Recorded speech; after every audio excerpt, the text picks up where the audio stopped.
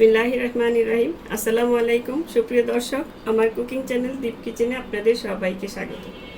আজকে আমি করে দেখাবো ঈদ স্পেশাল, কোরবানির ঈদ স্পেশাল, মানে কোরবানির ঈদে মাংস থাকবে অনেক ঘরে, তার জন্য আমি স্পেশাল একটা বিফের রেসিপি নিয়ে এসেছি আপনাদের সামনে। সেটা হচ্ছে বিফ মমতাজ। এই রেসিপিটা মানে সহজে ঘরোয়া জিনিস দিয়ে বানানো হয়, কিন্তু একটু রাজকীয় টাইপের সবই থাকে, তারপরে কিছু কিছু জিনিস এনে নিতে হয়। সেটা নিয়ে আমি আজকে সব মিলিয়ে আপনাদের এই রেসিপিটা করে দেখাবো সহজ উপায়ে। চলুন তাহলে কথা না বাড়িয়ে রেসিপিটা শুরু করা যাক। মাংসটা রান্না করার জন্য আমি একটা মশলা তৈরি করে নিব। এখানে একটা ব্লেন্ডার জার নিয়ে নিয়েছি, দিয়ে দিলাম এক মুঠো পেঁয়াজ, মানে দুইটা মিডিয়াম সাইজের পেঁয়াজ আমি কেটে নিয়েছি। আর দিয়ে দিব এক মুঠো মানে 15-20টার মতন মরিচ। এটা ঝালটা যে যার মতন মানে স্বাদ অনুযায়ী দিবেন। আর এখানে 3 পিস টমেটো। আর দিয়ে দিব এখানে এই যে কাজু বাদাম, এখানে অল্প 6-7টার মতন কাজু বাদাম নিয়েছি আমি। এগুলো একটু পানিতে ভিজিয়ে রাখবো, তারপর এটার সাথে দিয়ে ব্লেন্ড করে নিব। এর সাথে আরেকটা গুঁড়া মশলা করে নিতে হবে। এটা আমি বেটেই নিব, আপনারা বেটেও নিতে পারেন, গুঁড়া করেও নিতে পারেন। এখানে দুটো আছে, এই যে স্টার এনিসের দুটো পাতা নিয়েছি আমি, এই যে। আর এখানে আছে একটা কালো এলাচ, এটা বীজটা বের করে নিয়ে নিব।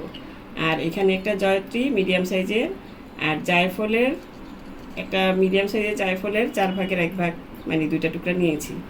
এটা স্ট্রং ফ্লেভার হয়তো বেশিটা দিবেন না, বেশি দিলে আবার মাংসের মধ্যে এটা গন্ধই থাকবে। আর এখানে 1 চা চামচ ধনিয়া, 1.5 চা চামচ আস্ত জিরা, আর এখানে 1 চা চামচ গোলমরিচ। এটা আমি তেলে তারপরে গুঁড়ো করে নিব, মানে বেটে নেব। বেটে নিলে মশলাটা ভালো হয়, আপনারা গুঁড়ো করেও নিতে পারেন। ফিরে আসছি এগুলো সব বাটাবাটি শেষ করে। এই যে আমি পেস্ট করে নিয়েছি, এটাও মানে যেটা গুঁড়ো তেলে নিয়েছি সেটাও পেস্ট করে নিয়েছি, বাট পাটায়, ওই যে বললাম আপনাদের পাটায় বেটে নিলে খুবই ভালো হয়। আপনারা গুঁড়ো করে নিতে পারেন, আমি দুটোটাই পেস্ট করে নিয়েছি। এখন আমি মাংসটা ম্যারিনেট করে নেব। এখানে আমি মাংস নিয়েছি 1 কেজি হাড্ডি মাংস, মানে সিনার মাংসটা নিয়েছি আমরা। আমাদের বাসায় সিনার মাংসটাই বেশি পছন্দ করে হাড্ডি টাড্ডি খেতে। আপনারা রানের মাংস দিয়েও করতে পারেন, আবার রান সিনা মিলিয়েও করতে পারেন। এখন এখানে প্রথমে দিয়ে দিচ্ছি লবণ স্বাদ মতো। এখন দিয়ে দিব সেই যে পেঁয়াজ, রসুন, পেঁয়াজ, আদা, কি বলে, পেঁয়াজ আর বাদাম, এগুলি যে বেটে রেখেছিলাম সেটা। আর দিয়ে দিব সেই গুঁড়া মশলাটা, মানে যেটা টেলে নিয়েছিলাম সেটাও। সম্পূর্ণটাই লাগবে, আমি এই আন্দাজেই নিয়েছি। আপনারা বেশি রান্না করলে বেশি করে নিয়ে নেবেন সেই অনুপাতে। এখন এখানে দিয়ে দিব আদা রসুন। এখানে 1.5 টেবিল চামচ করে আদা রসুন বাটা আছে, মানে মোট 3 টেবিল চামচ আদা আর রসুন। আর লাস্টে দিয়ে দিব, এটা অপশনাল, না দিলেও চলে, কিন্তু কালারটা সুন্দর আসার জন্য আমি জাস্ট 1 চা চামচ মরিচের গুঁড়া দিলাম, শুকনো মরিচের গুঁড়া। এখন আমি এটা হাতে মেখে ভালো মতন মেখে নেব। হাত দিয়ে মেখে নেবেন, তাহলে ভালো মতন মাখানো যায়, মাংসের সাথে মানে লাগে খুব সুন্দর করে। আর যদি চটি দিয়েও মাখাতে পারেন।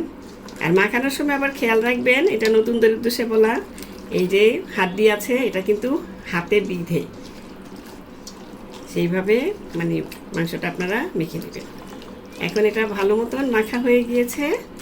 এখন এই যে এটা ভালো মতন মেখে নিয়েছি। এখন এটা কমপক্ষে 1 ঘন্টার জন্য রেখে দিতে হবে। আমি রেখে দিচ্ছি, দেখি কতক্ষণ রাখা যায়, পরে বলে দিব আপনাদের কতক্ষণ রাখলাম। এখন এটা ঢেকে আমি রেখে দেব। ফিরে এলাম প্রায় 2 ঘন্টা পর। আমি 2 ঘন্টা রেখে দিয়েছিলাম, নর্মাল ফ্রিজে রেখেছিলাম। এখন গরমের দিন যেহেতু, আপনারা বেশি রাখলে নর্মাল ফ্রিজে রেখে দেবেন। এখন এখানে দিয়ে দিচ্ছে তেল। এটা তেল আর ঘি সমন্বয়ে রান্না হবে। এখানে তেল দিয়ে দিলাম 1/4 কাপ, আর এখানে ঘিও দিয়ে দিচ্ছি প্রায় 2-3 টেবিল চামচের মতন।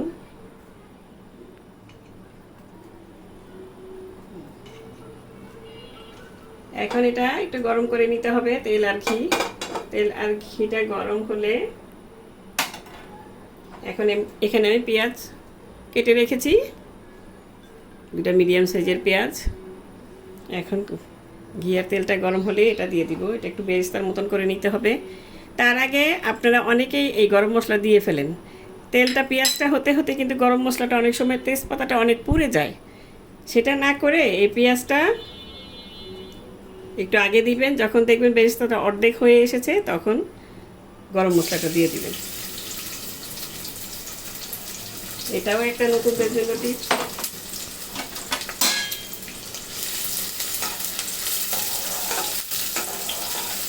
এখন পেঁয়াজটাকে আমি বেরেস্তার মতন করে নিচ্ছি।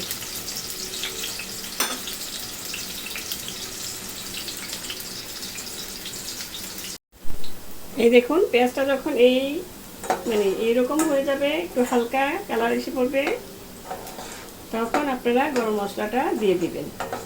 কারণ অনেকেই কিন্তু বলি আমরা যে গরম মশলাটা এই 1 মিনিটের মতন একটু ভেজে নিব। তো তখন এটা কিন্তু পেঁয়াজটা হতে কিন্তু 1 মিনিট লাগে না, অনেক সময় লাগে। আস্তে আস্তে আস্তে কালার, সুন্দর কালারের জন্য আস্তে আস্তে করে আপনার পেঁয়াজটা ভাজতে হয়। তখন কিন্তু এই যে তেজপাতা এগুলি পুড়ে যাওয়ার সম্ভাবনা থাকে, পুড়ে যায়, তেজপাতাটা পুড়ে যায় অলরেডি। এই জন্যই বলছি যে এই যে এখন দিয়ে দিলাম, এখন আর পুড়বে না। এখন আপনার পেঁয়াজটা হয়ে গিয়েছে প্রায়, অলরেডি কালারটা এসে গিয়েছে। বেরেস্তার মতন ভেজে নিলে মাংসটা, রান্নাটা ভালো হয়, গ্রানটা সুন্দর আসে, যেহেতু কাঁচা পেঁয়াজ দেওয়া হয়েছে আগে।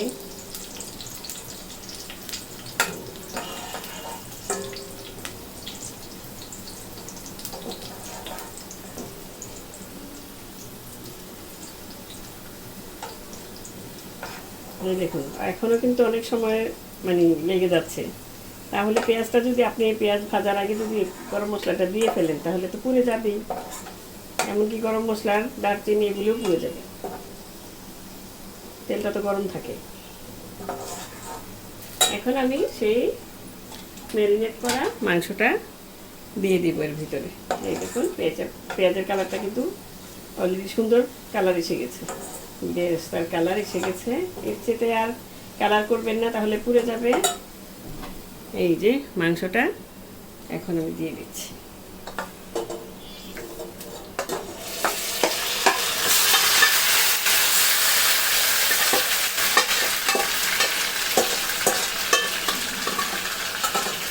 ভালো মতন কেটে কেটে দিয়ে দিবেন, যেহেতু মশলাটা সব এখানে মাখানো আছে। এখানে আমি একটু পানি দিয়ে ধুয়ে এটা দিয়ে দিব। আর আগে আমি এটা নেড়ে চেড়ে নিয়ে নিই, নিলে কিন্তু পেঁয়াজটা নিচে পুড়ে যাবে।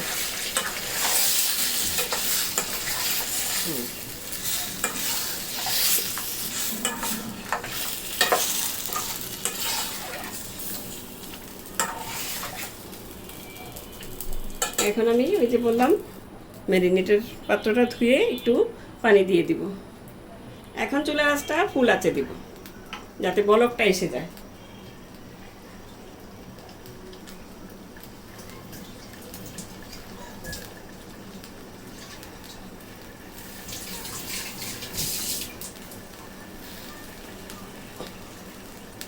এই দেখুন 1/2 কাপের মতন পানি এটার মধ্যে আমি দিয়ে দিলাম।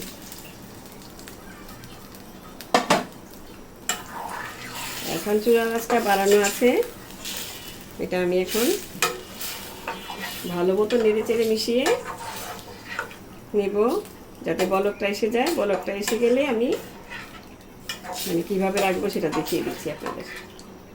এতে আর পানি দিব না।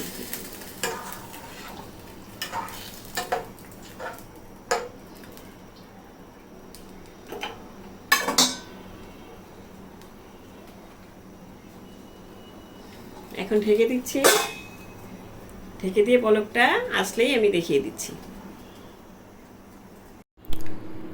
আমি চুলাটা অফ করে দিয়েছি। আমি টক দইটা দিতে ভুলে গিয়েছিলাম, সরি। এটা এই যে বলকটা আসার আগেই আমি দিয়ে দিলাম। এখন আমি নেড়ে চেড়ে মিশিয়ে আবারও ঢাকনা দিয়ে ঢেকে বলক আসলে চুলাটাকে কমিয়ে দিব। আসলে মানুষের ভুল ত্রুটি হতেই পারে। মাখানোর সময় লবণ দেখে দিয়েছিলাম, এখন মনে হচ্ছে লবণটা আর একটু লাগবে, সেটাও দিয়ে দিলাম।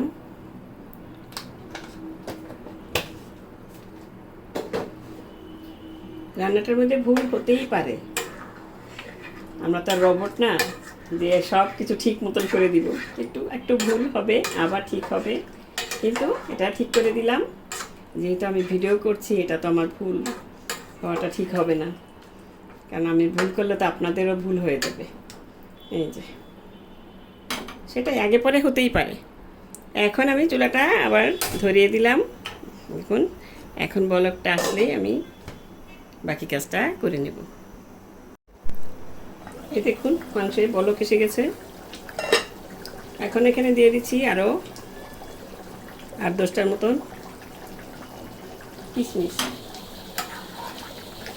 এখন এই যে চুলার আঁচটা একদম লোয়ের চেয়ে একটু বেশি রেখে আমি এটা জাল করে নেব। মানে